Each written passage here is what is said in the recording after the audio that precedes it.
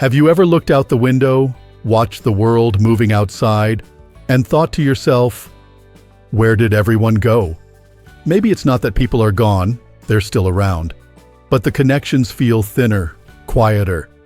Maybe the phone doesn't ring like it used to. The days stretch a little longer. The house feels a little too quiet. You might not say it out loud, but in the stillness, loneliness settles in like a shadow at dusk. You're not alone in feeling this way, even if it feels like you are. So many people, especially in the later stages of life, find themselves facing this invisible weight. Sometimes it's after retirement, sometimes after the kids have grown and built lives of their own. Sometimes it comes with the loss of a spouse, a friend, or simply a daily routine that used to bring structure and joy. Loneliness isn't just about being by yourself. It's about missing the feeling of being seen, heard, and needed. That human warmth, knowing someone out there is thinking of you, wondering how you're doing, that's what keeps the heart beating strong. And here's the beautiful truth. Loneliness doesn't have to win. You can learn to understand it, outgrow it, and even turn it into a space where something new and meaningful can blossom. Today, we're going to have a real, honest conversation about that. About loneliness. Not just what it is, but how to deal with it in a way that feels doable, gentle, and even empowering. We're not going to throw big solutions at you or pretend it's easy. We're just going to walk through this together, step by step, like two old friends sitting on a porch, sharing stories, and maybe a little wisdom. Let's start with something simple but powerful. Acknowledging it. There's nothing weak about feeling lonely. In fact, it's a deeply human experience. The mistake many of us make is pretending it's not there, distracting ourselves, pushing it down, or brushing it off with, "I'm fine." But pretending something isn't real never makes it go away. It just gives it more space to grow in the dark. You don't have to make a big deal of it, but when you notice that pang in your chest, or that hollow feeling in your belly, try just saying quietly to yourself, "I feel lonely right now." You'd be surprised how powerful those 5 words can be. Because once you name something, it loses a little of its grip on you. Once you say it out loud, even just to yourself, it becomes something you can work with instead of something that works against you.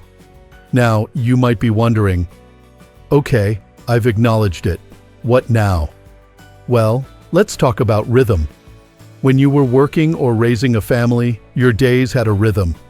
Wake up, make breakfast, go to work, run errands, pick up the grandkids, cook, clean, rest.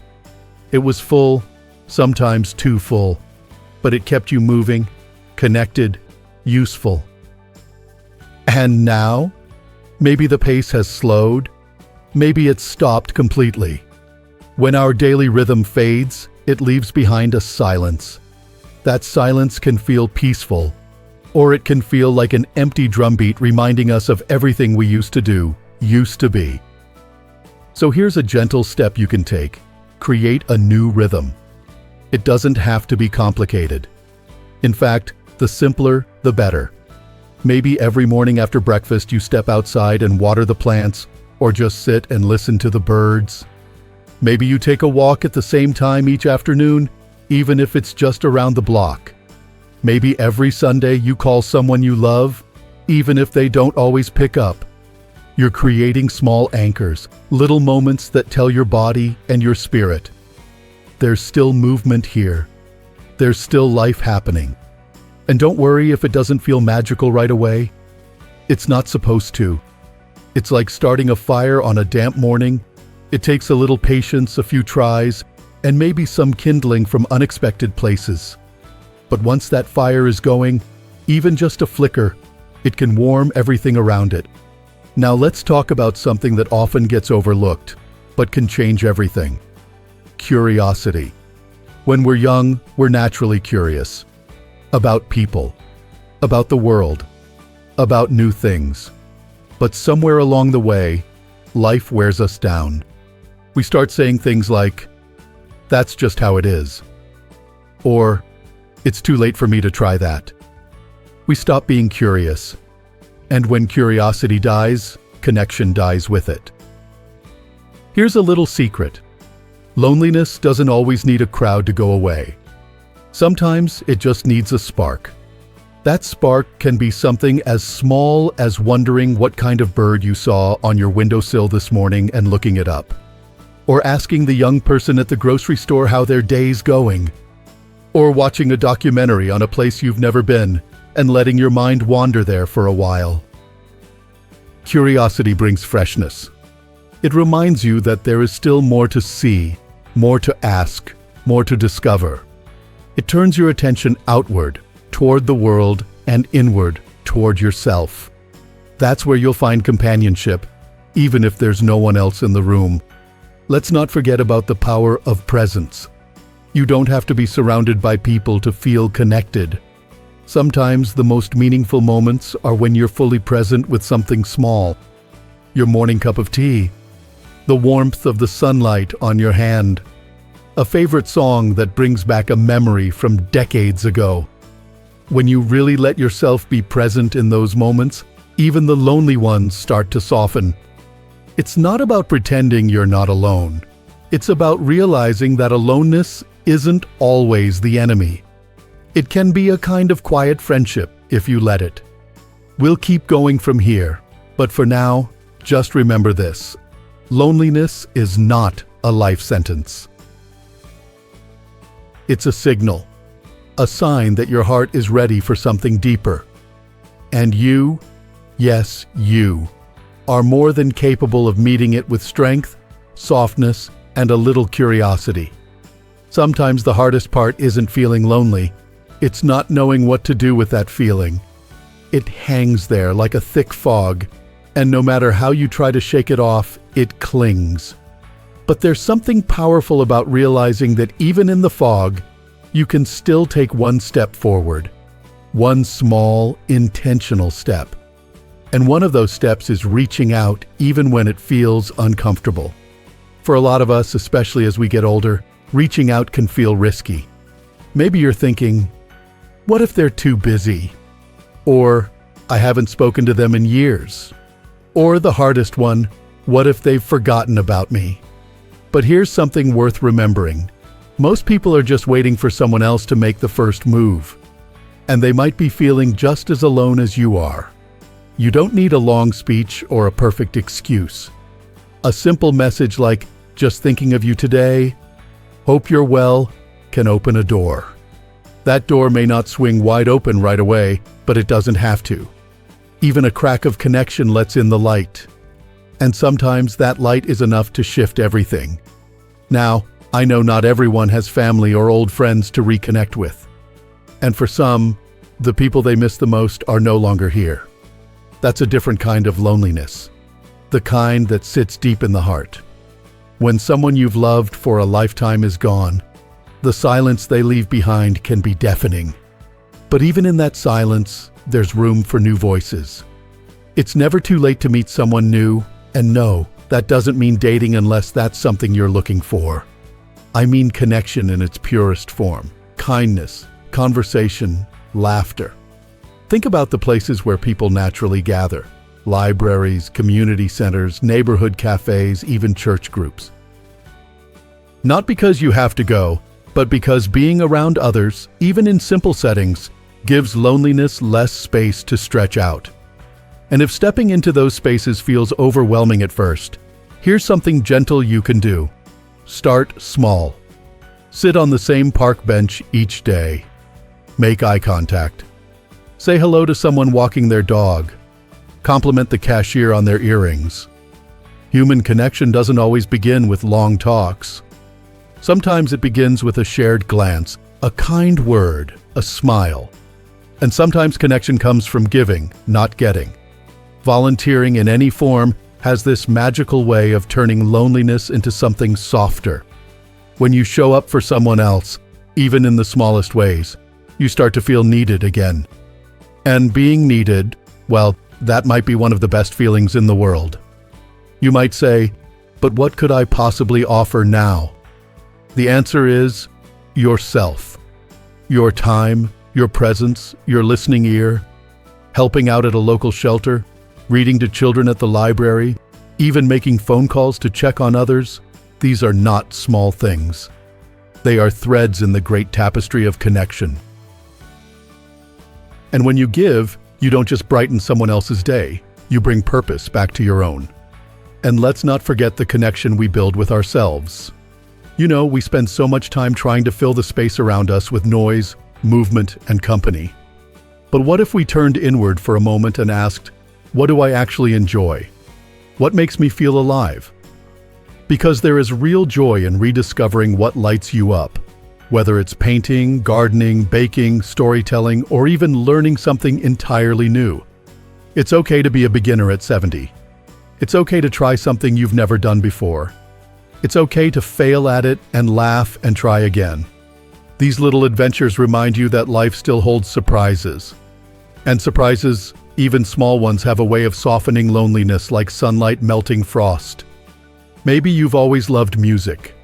So play the old songs again, loudly. Let them wrap around you. Maybe you used to dance. Who says you can't dance in your living room today? There's no one watching, only you. And if the tears come, let them. Sometimes they're just the heart's way of clearing space for joy. You don't need a schedule full of plans to feel alive. You need moments that feel like yours. And while we're here, let's talk about the most underrated medicine for loneliness: laughter. Not polite smiles or forced chuckles, real, deep laughter that bubbles up from your belly. The kind that surprises you. The kind that makes your cheeks hurt. It's still in there. Maybe you just haven't let it out in a while. Watch a silly movie. Call that friend who always tells the worst jokes. Laugh at yourself when you forget where you put your keys. Again, life is serious enough. Sometimes the best way to push back against the heaviness is to remind yourself that lightness is still allowed, and you are still allowed to feel good, no matter how long it's been, no matter what you've lost. No matter how many quiet days have stacked up behind you, you are still here. You are still breathing. You are still someone worth knowing, worth loving, and worth showing up for. Starting with yourself. Let's keep walking forward from here. Slowly. Gently. Together.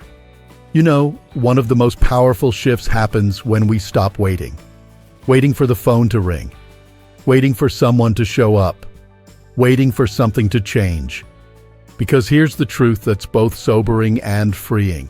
No one is coming to rescue us from loneliness. And at the same time, we don't need rescuing.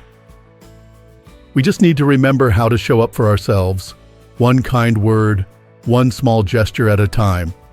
It might sound strange, but loneliness can be a doorway to something deeper, something more authentic. When we no longer fill our time with people just to avoid silence, we start learning how to befriend it. And when we no longer need distractions to feel okay, we become stronger than we ever imagined. There's a quiet strength in choosing to be present with yourself. Maybe that looks like lighting a candle before dinner, even if it's just you at the table. Maybe it's sitting on the porch at sunset, not scrolling or thinking or wishing, just being. In those moments, you start to feel rooted again, like your life matters, like you matter, and you do. Now let's talk about technology. Yes, it can be intimidating. Yes, it moves too fast sometimes, but it can also be a lifeline, a bridge, a way to hear someone's voice or see a grandchild's smile across the miles. You don't have to master every app or gadget. Just take one small step. Ask someone to help you set up video calls. Join a Facebook group that shares your interests. Watch videos like this one that speak to your heart. The digital world isn't a replacement for real connection, but it can be a tool. A way to reach beyond the walls of your home and into a wider world. A world full of other people who are, perhaps at this very moment, feeling the same ache you are. Imagine what could happen if you found just one of them. Shared just one story, one laugh, one me too. And if that seems far away, Let's bring it back to something simple: gratitude. It's such a gentle but powerful practice, not in a cheesy way, not pretending everything is fine when it's not, but in the quiet noticing of what is still here, the way your tea warms your hands, the sound of wind rustling the trees, the memory of a moment that made you feel truly alive. Try this. Each evening, before bed, whisper to yourself 3 things you're grateful for. They don't have to be big. In fact, the smaller, the better. You're not doing it to ignore your pain. You're doing it to remember your wholeness. Gratitude doesn't erase loneliness, but it helps you hold it with gentler hands. And while we're here, let me remind you of something that might be easy to forget. You are allowed to ask for help. Not just when you're sick or struggling, but when you're simply feeling low, when the silence is too loud, when you need to hear another voice. That's not weakness. That's courage. Call your doctor some, speak to your pastor, talk to your neighbor, reach out to that family member you haven't heard from in months. Let people know you're here and that you matter. Because you do. Deeply. And sometimes others need that reminder too. You are not a burden. You are a story, a history, a heart. And there are people, more than you think, who would feel honored just to sit beside you in your truth. So don't hide it. And if you're someone who's already found a way through the loneliness, someone who's begun to make peace with solitude, or even grown to love it, then maybe your role now is to reach back, to look around and see who might be walking through the shadow you just emerged from. Offer them a hand, a word, a smile. Become the light you once longed for, because this is how we heal, not all at once, not through grand gestures, but through a series of small, brave choices, to notice, to reach, to share, to open. Loneliness is not a failure. It's a signal, a quiet invitation to come home to ourselves and to each other. And you've already begun that journey just by being here, listening, reflecting, choosing not to turn away from the hard feelings. That alone makes you incredibly brave.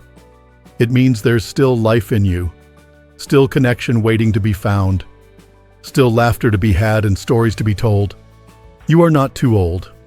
You are not too late. The best parts of your life don't have to be behind you. Let them begin again, right here, right now. If any of this touched your heart, I'd love to hear from you in the comments. Share your thoughts, your stories, or even just a hello, because you never know who might read it and feel a little less alone. And if this video helped, please give it a like, or better yet, subscribe to the channel so we can keep having these heart-to-heart conversations. Let's keep growing together. Let's keep choosing connection. Let's keep choosing life. Because here's the thing. You are still here. And that means your story is still being written. And what a beautiful story it is.